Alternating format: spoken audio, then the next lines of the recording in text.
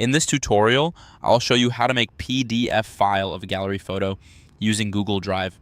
By the end, you'll have your photo converted into a PDF file using only Google Drive and Google Docs, ready to download and share.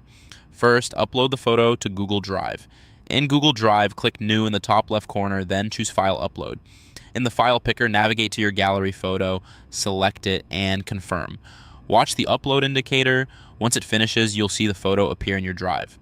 If you have several images, just remember the exact file name so it's easy to find in the next step.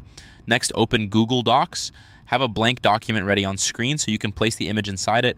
This document will be used to generate the PDF. Now, go to the top menu and click Insert, then move to Image and choose Drive. This opens your Google Drive file picker inside Google Docs so you can pull the photo directly from Drive without downloading it first. From here, select your photo, browse to the image you just uploaded, click it once to highlight it, and then click Insert. The photo will appear inside the document. Give it a moment if it's a large file. When you see it on the page, you're ready to export. Once that's done, click File at the top left of Google Docs, hover over Download, and select PDF.pdf. Your browser will start downloading the PDF version of the document that contains your photo. Look for the download notification or check your default downloads folder to confirm it's saved. If your browser asks where to save the file, choose a location you can easily find. At this point, the conversion is complete.